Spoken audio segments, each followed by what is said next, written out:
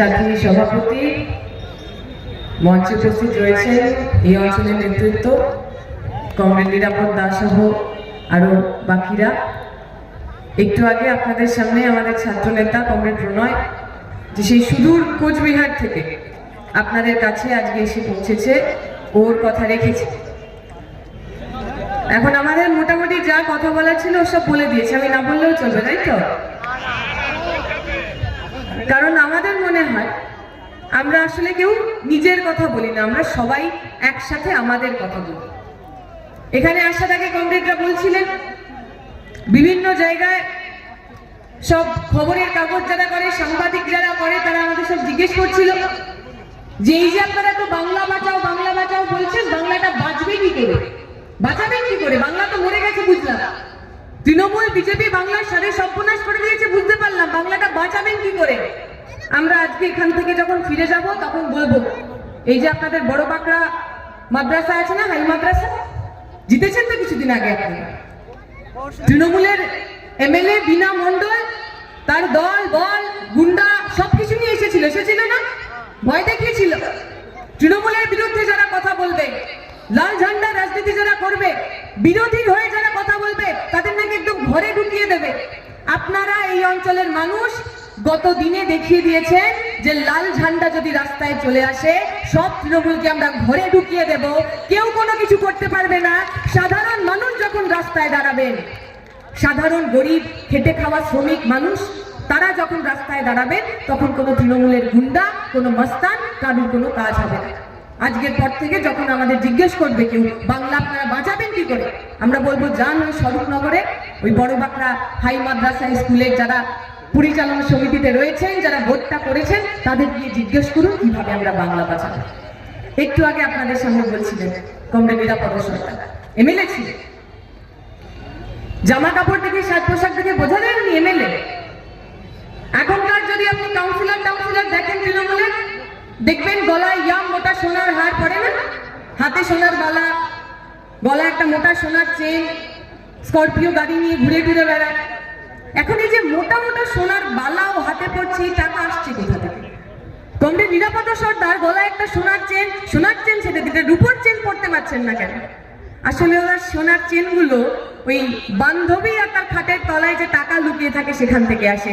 আমাদের কমরেডের বান্ধবীও নাই, খাটের তলার টাকাও নেই, চুরির টাকাও নেই, ডাকাতির টাকাও নেই। তাই আমাদের গলায়, আমরা যারা বামপন্থী রাজনীতি করি, আমরা নিজেদের স্বাচ্ছন্দ্যের জন্য, নিজেদের ভালো থাকার জন্য, আমার বড় বাড়ি হবে, আমার অনেক বড় গাড়ি হবে, তার জন্য রাজনীতি করতে আসেনি তো। যেখানে আমরা এখন কথা বলছি এখান থেকে কিছু দূরে বাড়ি নুরুল ইসলামের, খাদ্য আন্দোলনের শহীদ, যার নামে 100 মিটার দূরে তৈরি হয়েছিল, তার স্মৃতিতে তৈরি করা কলেজ।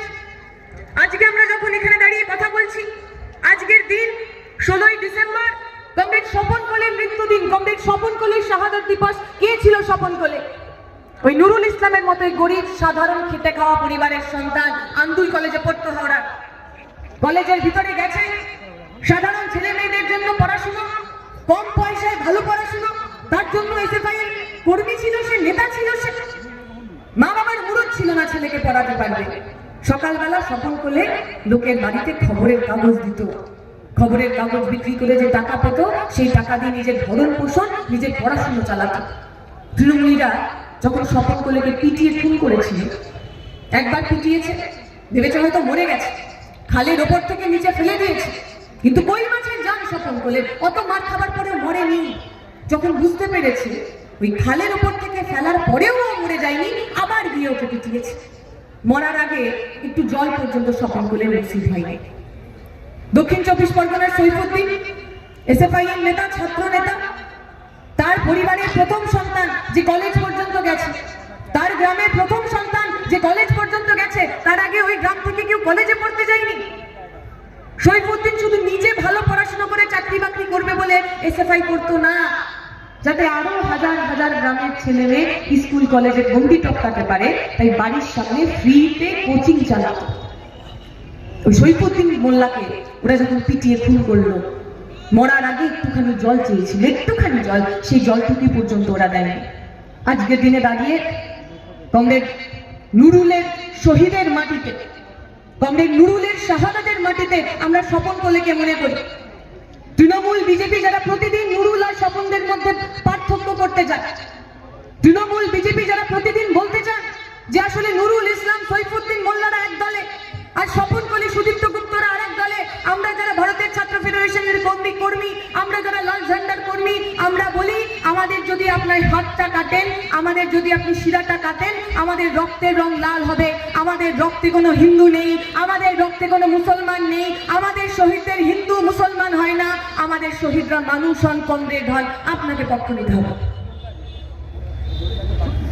পশ্চিমবঙ্গে দাঁড়িয়ে আপনারা ধর্মের রাজনীতি করবেন, মন্দির মসজিদের রাজনীতি করবেন, আপনাদের পক্ষ নিতে হবে। পশ্চিমবঙ্গে যখন ইলেকশন চাইবে মন্দির তৈরি করবেন, চট্টগ্রামে চাইবে মসজিদ তৈরি করবেন, অসুবিধা নাই তো? অসুবিধা কোথায়? যখন আপনি বলেন আমি মসজিদ তৈরি করেছি তাই আমাকে ভোট দেন, অসুবিধা কোথায়? অসুবিধা যখন আপনি বলেন আমি মন্দির তৈরি করেছি তাই আমাকে ভোট দেন, অসুবিধা কোথায়? অসুবিধা যখন 11-12 বছরের একটা ছেলে মাথা ইট নিয়ে যাচ্ছে মসজিদের জন্য, তাকে জিজ্ঞেস করা হচ্ছে বাবা তুমি স্কুল যাও না, বলছে না স্কুল গিয়ে লাভ নেই, মসজিদ তৈরি করতে হবে। অসুবিধা কোথায়? অসুবিধা যখন অযোধ্যাতে রাম মন্দির তৈরি করা হচ্ছে, ওখানে মানুষজন বলছেন যে নুন রুটি খাएंगे पर मंदिर वही बनाएंगे। আমার খাবার নেই, আমার পড়াশোনা নেই, আমার শিক্ষা নেই, স্বাস্থ্য নেই, কোনো পরোয়া নেই, কিছু পরোয়া নেই, মন্দির বানাতে হবে। সমস্যাটা ওইখানে। পশ্চিমবঙ্গের বুকে, ভারতের বুকে এখন এমন একটা রাজনৈতিক পরিমণ্ডল তৈরি হয়েছে যেখানে মন্দির বানানোর জন্য জমি পাওয়া যায়, মসজিদ বানানোর জন্য জমি পাওয়া যায়, মন্দির বানানোর জন্য মানুষ টাকা দেন, মসজিদ বানানোর জন্য মানুষ টাকা দেন, আর স্কুল, কলেজ, হাসপাতাল, কারখানা তার জন্য কোনো মানুষ টাকা দেবেন না, তার জন্য কোনো মানুষ জমি দেবেন না। আমরা বলছি আপনারা শপথ নিয়ে নেই আজকের মিটিং থেকে, 2026 সালে এমন লোকজনকে নির্বাচিত করুন যারা মাইকে দাঁড়িয়ে বলবেন এই স্বরূপনগরের বুকে আমি একটা হাসপাতাল তৈরি করব, আপনারা বাড়ি থেকে ইট নিয়ে আসুন। 2026 সালে এমন লোকদের ভোট দিন যারা মাইকে দাঁড়িয়ে বলবে এই স্বরূপনগরের বুকে আমি একটা স্কুল, কলেজ, ইউনিভার্সিটি, কারখানা তৈরি করব, আপনারা বাড়ির জমিন দিন। 2026 সালে এমন মানুষদের ভোট দিন যারা শুধু আপনার ধর্ম নিয়ে, আপনার আস্থা নিয়ে, আপনার বিশ্বাস নিয়ে রাজনীতি করে না, আপনার মঙ্গলের কথা ভাবে, ভালোর কথা ভাবে। কি করবে আমাদের ভালো? সাধারণ গরিব খেটে খাওয়া মানুষের 100 দিনের কাজের টাকা বন্ধ। যে মানুষ ওই টাকার উপর নির্ভরশীল ছিলেন তার তো হিন্দু মুসলমান হয় না। যে মানুষটা কৃষি ঋণ মেটাতে না পেরে ফলিদল খেয়ে আত্মহত্যা করলেন তার তো হিন্দু মুসলমান হয় না। দাঙ্গায় যে লোকগুলোর বাড়ি জ্বলে গেল ওই হরগোবিন্দ দাস শামশেরগঞ্জে, বা যে মুসলমান পরিযায়ী শ্রমিকটি মুর্শিদাবাদের দাঙ্গায় মারা গেল, ওর মাকে গিয়ে জিজ্ঞেস করুন না। ছেলের নিথর দেহটা যখন তার কাছে আসে তার হিন্দু ছিল, মুসলমান ছিল, জিজ্ঞেস করুন না তিলোত্তমাকে। ওই পানিহাটিতে আজকে আমরা যাব। তিলোত্তমার মা যখন ওই মেয়ের মৃতদেহ নিয়ে বসে থাকে, ওর মায়ের মনের মধ্যে হিন্দু মুসলমান হয়, জিজ্ঞেস করুন না তামান্নাকে। ওই তামান্না ছোট্ট একটা বাচ্চা খেলছিল বাড়ির সামনে, শুধুমাত্র ওর বাবা, শুধুমাত্র ওর বাড়ির লোক লাল ঝান্ডার পার্টি করে বোম মেরে উড়িয়ে দিল মেয়েটাকে। ওর যখন ওই ছিন্ন ভিন্ন লাশটা এসেছিল গলার সঙ্গে শরীরের যোগ ছিল না, জিজ্ঞেস করুন না। তামান্না, তিলোত্তমার মৃতদেহগুলো যখন আমরা হাতে নিয়ে বসি, তামান্না, তিলোত্তমার মায়েরা যখন ওর ছোট্ট মেয়েটার মৃতদেহকে আগলে রাখে, ওর মায়ের মনের মধ্যে, ওর মায়ের চোখের জলের মধ্যে সেখানে হিন্দু মুসলমান হয় কিনা? হয় না। আমরা বিশ্বাস করি পশ্চিমবঙ্গের মাটি, পশ্চিমবঙ্গের জল, পশ্চিমবঙ্গের বায়ু আমাদের এই শিক্ষা দেয়নি। কারণ এই পশ্চিমবঙ্গ তো সেই পশ্চিমবঙ্গ যেখানে লালন ফকিররা জন্মেছে। যে লালন ফকির হিন্দু না মুসলমান এই জিজ্ঞেস করার সাহস কখনো কারোর হয়নি। এই পশ্চিমবঙ্গের মাটি তো কাজী নজরুল ইসলামের মাটি।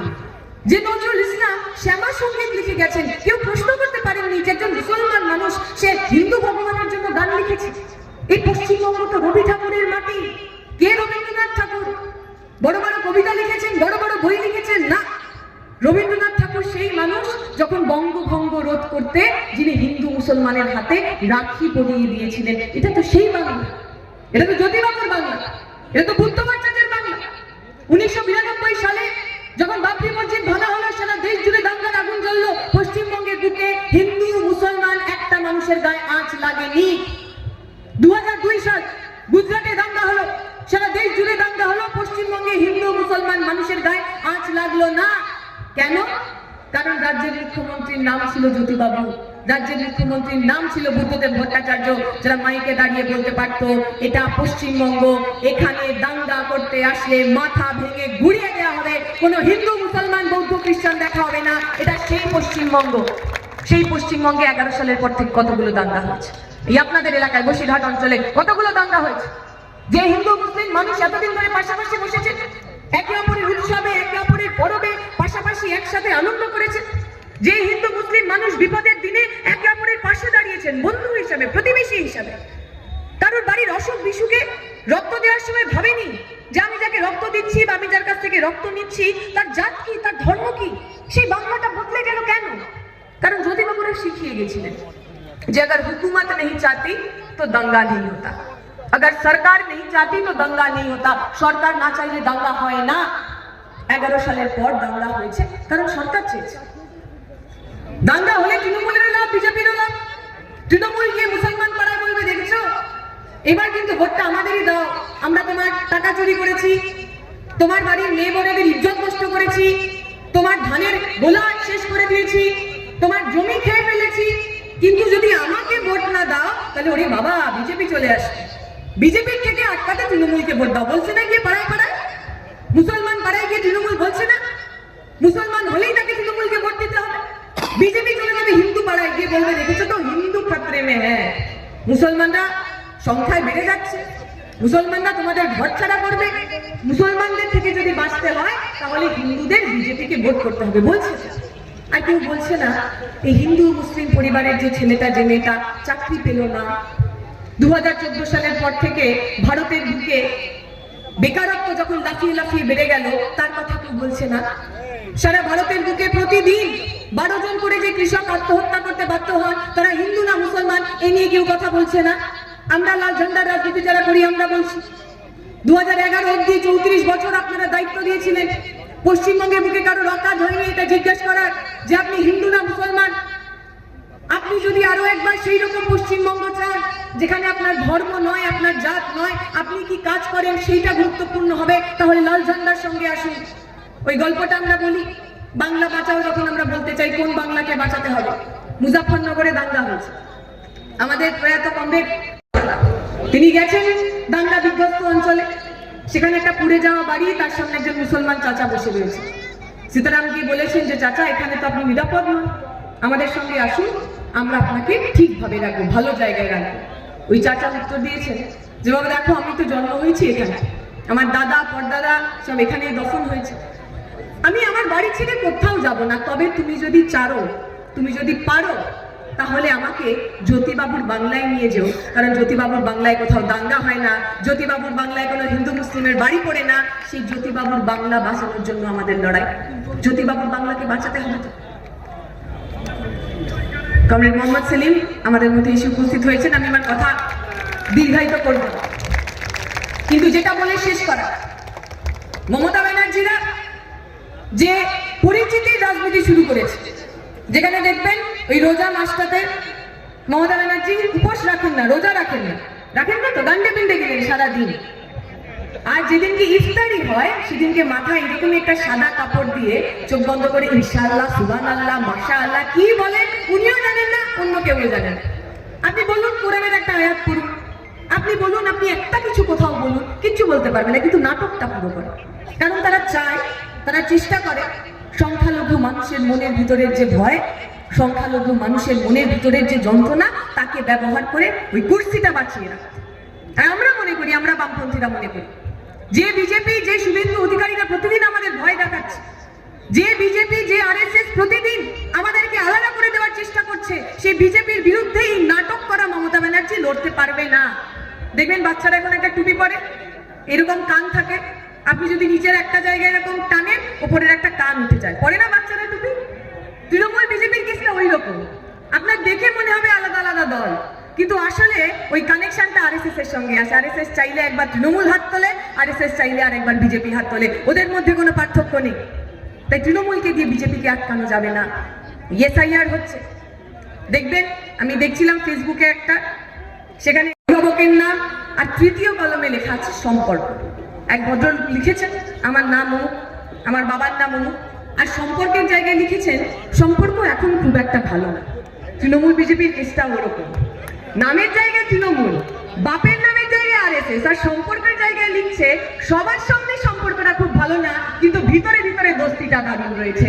আমাদের কাজ, আমরা যারা লাল ঝান্ডা রাজনীতি করি, আমাদের কাজ এই ভিতরের ভিতরের দোস্তিটাকে ভেঙে ওদের মধ্যেকার যে বোঝাপড়ার মধ্যে দিয়ে ওরা গরিব সাধারণ খেটে খাওয়া মানুষকে দেশান্তরী করতে চান, তাকে শেষ করা। ওরা বলেছেন, বিজেপি এসে বিভিন্ন জায়গায় বলেছেন মুসলমান যে মানুষ আছে তাদের দেশ ছাড়া করবে, এসআইআর করে, এনআরসি করে, সিএ করে, কাগজ দেখাতে হবে বলছেন না ওরা। আমরা বলছি আমরা সব কাগজ দেখাতে রাজি আছি তো, যা যা কাগজ আছে সব কাগজ দেখাবো। তার আগে নরেন্দ্র মোদী কোন স্কুল থেকে পাশ করেছে ওই পাশ করার কাগজটা দেখা, ওই কাগজ দেখালে আমরাও আমাদের সব কাগজ দেখাতে পারবো, কোথাও কোনো অসুবিধা হবে না। যে দেশের প্রধানমন্ত্রীর পড়াশোনার কাগজ থাকে না, যে দেশের সাধারণ মানুষ প্রতিদিন বেঁচে থাকার জন্য লড়াই করেন, সেই দেশের মানুষের কাছে এই বড় বড় কথা বলা সাজা না। আমি আমার কথা শেষ করব, কমরেড সেলিম বলবেন। কমরেডরা বলেছেন একটা পাঁচালি আমরা করেছি, সেই পাঁচালিতে একটু বলার জন্য আপনারা গলা মেলাবেন। জনগণ শোনো দিয়া মন, পিসি ভাই পোররা জোতে সব চোরেদের শাসন, আহা বেশ বেশ বেশ। শিক্ষকেরা পথে বসে তালা ঝুলে স্কুলে, মিড ডে মিল পাচার হলো পরিষেবা ভুলে, আহা বেশ বেশ বেশ। জঙ্গল জমি লুট হয়ে যায় বালি, কিসা থেকে হিস্সা গোছায় কালী ঘাটের টালি, আহা বেশ বেশ বেশ, আহা বেশ বেশ বেশ। দুই ফুলেতে ভীষণ সেটিং, বনমালী কেজে, সব চোরেরা জামিন পাবে কমেডিয়ান সেজে, আহা বেশ বেশ বেশ, আহা বেশ বেশ বেশ। সাধু সাজে সব চোরেরা পদ্ম ফুলে এসে, দাঙ্গাবাজির জিগির তোলে ধর্মরথে ভেসে, আহা।